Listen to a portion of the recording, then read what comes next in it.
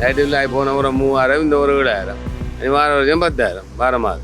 வாகனங்கள் அந்த இது தேவையில்லாத அத்தியாவசியம் இல்லாத எந்த பொருட்களும் கொள்வன நகை கூட கொள்முதல் செய்யாமல் இருக்கிற நல்லா. இந்த நிலையில் இப்படியே பெரிய கஷ்டமான நிலைமைக்கு தான் வந்து கொண்டிருக்கின்றது. அது அவர்கள் சொல்லுகிறார்கள் குறைக்கலாம் என்று சொல்லி மக்களை கொஞ்சம் கட்டுப்பாடாக ஒரு பேர் அந்நியச்சலானியை கட்டுப்படுத்தினா சரிதான், கையிருப்பு இருக்குந்தான். இப்போ சென்னம் சொல்கிற மாதிரி கார் யாருக்கு தேவை? 1000 ஒருத்தனுக்கு தான் கார் தேவை. சாதாரண இந்த பீட்ரூட் எல்லாம் 60 ரூபா விற்ற பீட்ரூட் இன்றைக்கு 400 ரூபா மார்க்கெட்டில். அதுக்கு இங்கே உற்பத்தி சைக்கிள் உற்பத்தி இல்லை, உப்பு உற்பத்தி இல்லை, சோடா உற்பத்தி இல்லை. இந்த போஸ்டிக் சோடா பிறந்த நாங்கள் இங்கே உள்ளதுகளை நாங்கள் உற்பத்தியை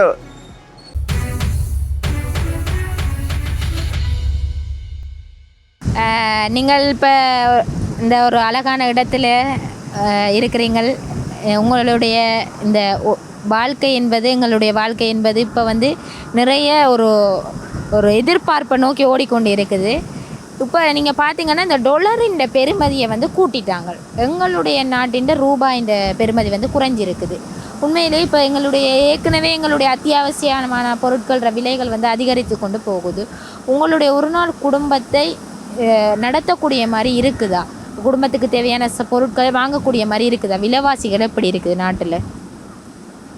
நாட்டில் இப்போ ஒரு சாதாரண மனிதன் இந்த நாட்டில் வாழ முடியாது. ஏன்னா அவ்வளோ தூரத்தில் பொருள்களோட விலை ஏறிட்டுது.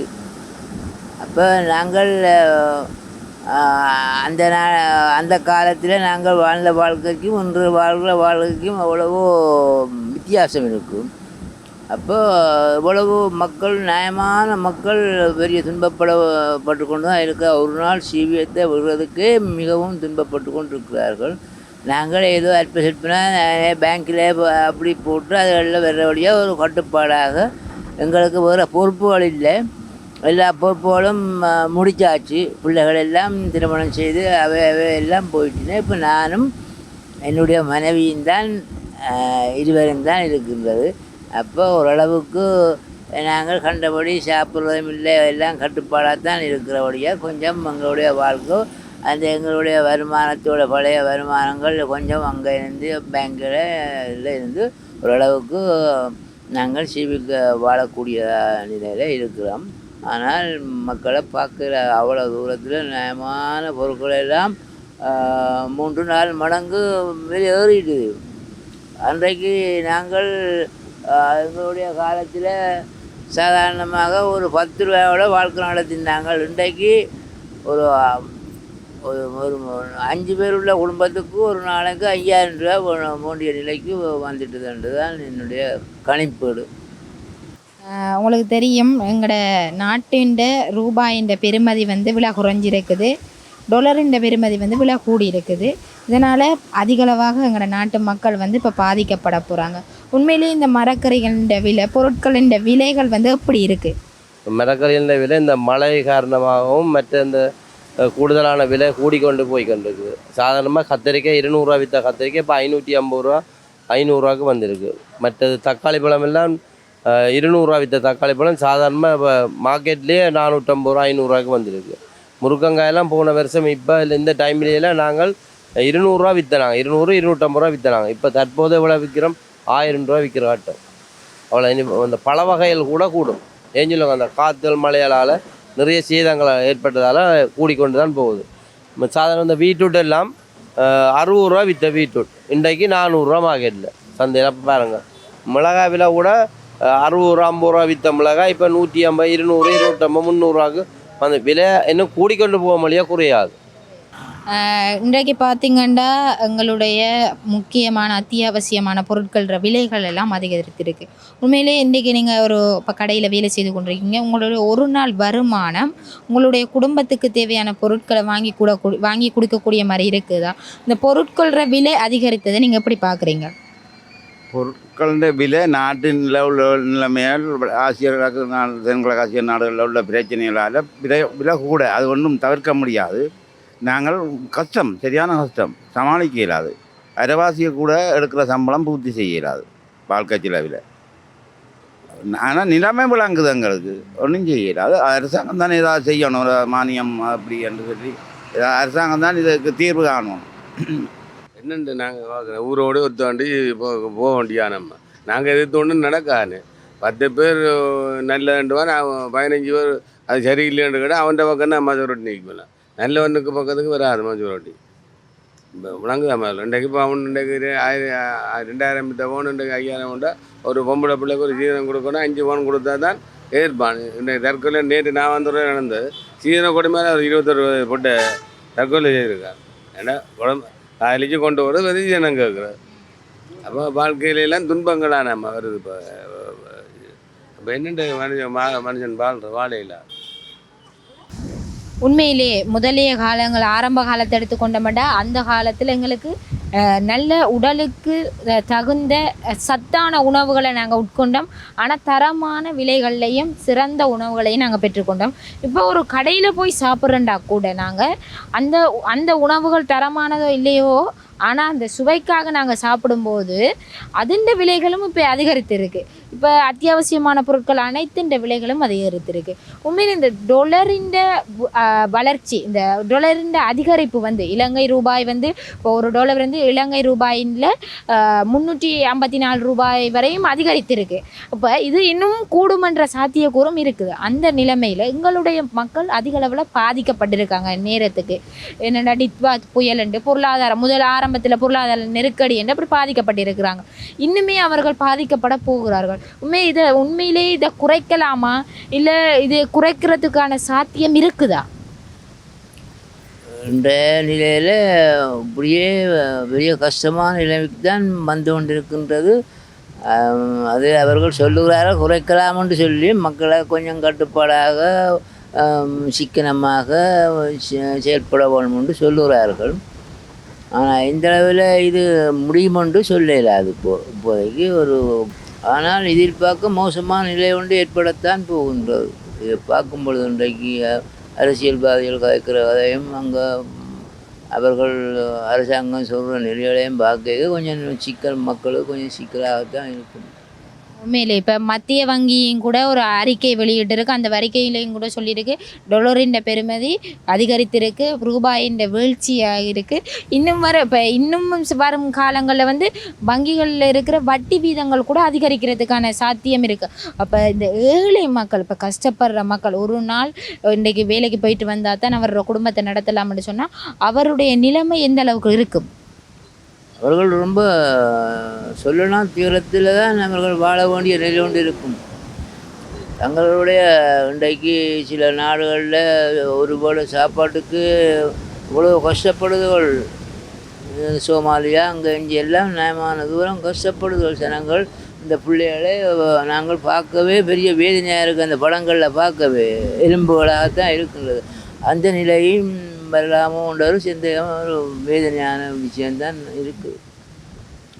அதிகளவாக இந்த ஒரு நாள் வருமானம் பெறக்கூடியவர்கள், மிகவும் கஷ்டப்பட்ட குடும்பங்கள் எல்லாம் வந்து அதிகளவாக பாதிக்கப்பட போகிறது. இதனால் அவர்களுடைய அந்த ஒரு நாள் குடும்பத்தை நடத்துவது கூட அவர்களால் இயலுமான காரியமாக இருக்காது. நாட்டின் நிலைமை இப்படியே போனால் மக்கள் எந்த அளவுக்கு பாதிக்கப்படுவாங்க? மக்கள் சரியாக பாதிக்கப்படுவீங்க. அது நீங்கள் சொல்கிற மாதிரி இருந்தால் எப்போத்தி அந்த விலைவாசிகள் பட்டியலில் பார்க்க போனால் எல்லாம் தான் விலை கூடிக்கொண்டு போகுது. மரக்கறியை மட்டுமண்டு இல்லை, இப்போ இந்த மாவு கூட விலை கூடிட்டு தாமே.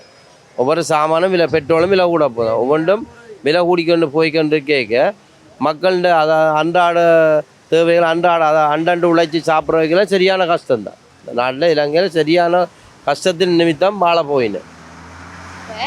சில நிபுணர்கள் இந்த அறிவியல் படி சொல்லுறாங்க என்னென்னா, முதல் ஒரு பொருளாதார நெருக்கடி வந்தது. கோட்டாகோன்ற அந்த அவருடைய கோட்டாபாய் அவர்களுடைய பதவி விலகணும் என்று சொல்லி மக்கள் வந்து நிறைய ஆர்ப்பாட்டங்கள் போராட்டங்கள் எல்லாம் செய்து அவர் பதவி விலகி இருந்தால் அதுக்கு பிறகு ஒரு பெரிய பொருளாதார நெருக்கடி வந்திருந்தது நாட்டுக்கு. அதுபோல் தற்போதும் ஒரு போராட்டம் உண்டு உருவாகும் என்று சில கதைகள், ஒரு விடயம் வந்து சமூக வலைதளங்கள் அதிகளவாக பரப்பப்படுது. அதை நீங்கள் எப்படி பார்க்குறீங்க? அப்படியான ஒரு சூழ்நிலை வரமன்ற மாதிரி எங்களுக்கு என்ன தெரியல. அவ்வளோ தூரம் நெருக்கடி வராது. இப்போ ஓரளவுக்கு முதல் சரியான ஒரு நெருக்கடியான சூழ்நிலை இருந்தது. இப்போது அப்படி வர்றதுக்கு நமது நாட்டு ஜனாதிபதியும் விட மாட்டேன், இருக்கிற ஆக்களும் விட மாட்டேன். அவ்வளோத்துக்கு ஓரளவுக்கு மக்கள் சாதாரணமாக ஓரளவுக்கு வாழக்கூடிய இருக்கும். ஆக முதல் இருந்த மாதிரி வராது. இப்போ இந்த பொருட்கள் விலையாக இருக்கட்டும், இந்த பொருளாதார நெருக்கடியாக இருக்கட்டும், இது குறைவதற்கான சாத்தியம் இருக்குதா?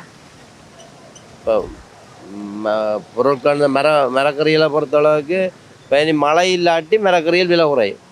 சாதாரணமாக இந்த மழை காரணமாக தான் இந்த மழையால் அந்த பூக்கள் இதில் எல்லாம் கொட்டுண்டுட்டுது. ஆனால் இனி தோட்டங்கள் செய்ய வலிக்கிட்டுனேன். ஆனால் இனி அதை புதுப்பிக்க மரக்கறி சாதாரண விலைக்கு வந்துடும். எரிபொருள் காரணமாகத்தான் மரக்கறியில் இப்போ தம்புலேருந்து வர சாமான் எரிபொருள் பற்றாக்குறையால் விலை கூடுமொழியை தவிர இங்கே எங்களோட நாட்டு உற்பத்தியில், அதாவது யாழ்ப்பாணத்தில் உற்பத்தி செய்கிற பொருட்கள் கொஞ்சம் கணக்கான விலையிலான் இருக்குது இனி.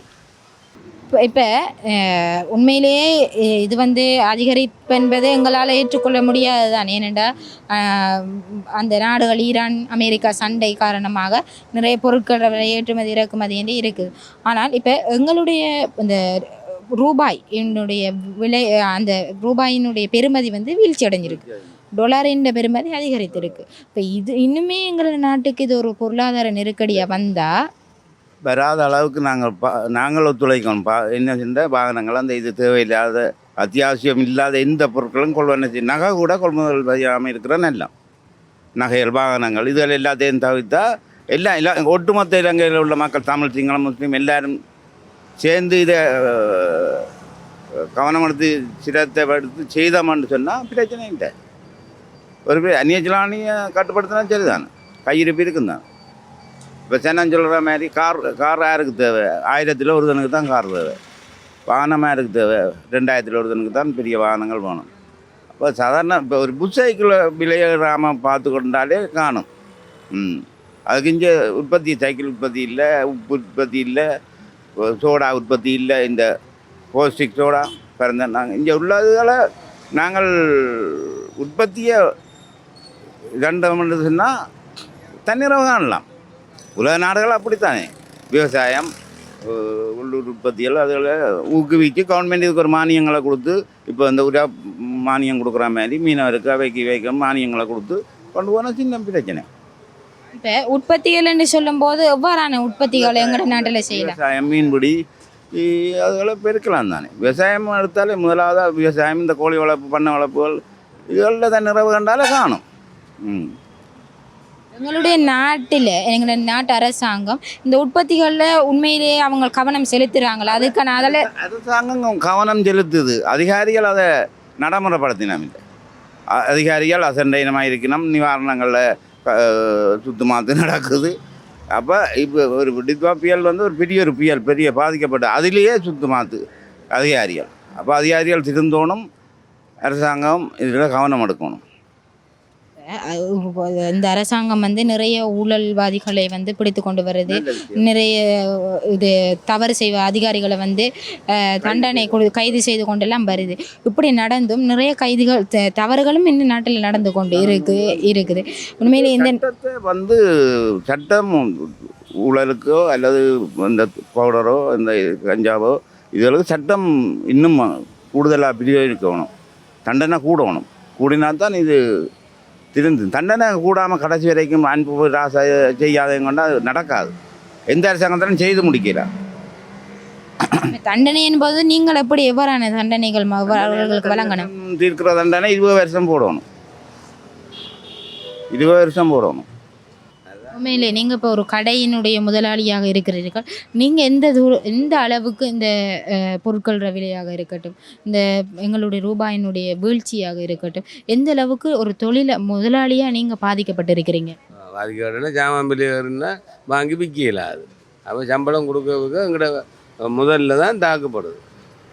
இன்றைக்கி 2 லட்சம் ரூபாய் செய்கிற வியாபாரம் 1 லட்சம் ரூபாய் வியாபாரம் நடந்தால் உள்ள ஒருக்கா நடக்கும். ஒன்றாக்கா 50 நடக்கும். 10,000 ரூபா சம்பளம் போகும்.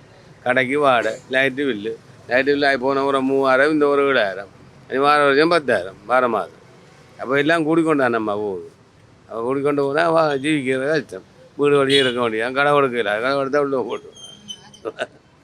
இப்போ சில மக்கள் என்ன கோரிக்கை முன்வைக்கிறாங்கன்னு சொன்னால், இப்படியான விலைகள் அதிகரிக்கிறதால அவர்களுடைய குடும்பங்களை நடத்த முடியாதால தவறான தொழில்களை செய்கிறாங்கன்ட்டு, இந்த ஒரு விஷயத்தை நீங்கள் எப்படி பார்க்குறீங்க? தவறான தொழில் கேட்டால் சில பேர் வாழ உணவுன்றிருக்கான், சில பேர் யாக உணவுன்றிருக்கிறான். அப்படியே அவங்க தவறான வழி தான் செய்யும். ஒருத்தன் பவுடர் பற்றுவான், ஒருத்தன் கடலை குடிப்பான், சாரத்தை குடிப்பான். வசதி உள்ளவன் மெத்தையில் கிடப்பான். வசதி இல்லாத என்னம்மா சரி செய்தானோ ஏதோ ஒரு கடை எடுத்தோடனே கடலைன்றாங்க. இதுதான் உலக நீதி. தச்சு வறுமையில் ஒரு தேங்காய் ரோட்டில் கிடந்து எடுத்தால் அவன் கடலை கண்டுபிடிச்சி 2 தேங்காய் எடுத்துட்டானே. அப்போ அவனுக்கு பேர் கள்ளன் தானே.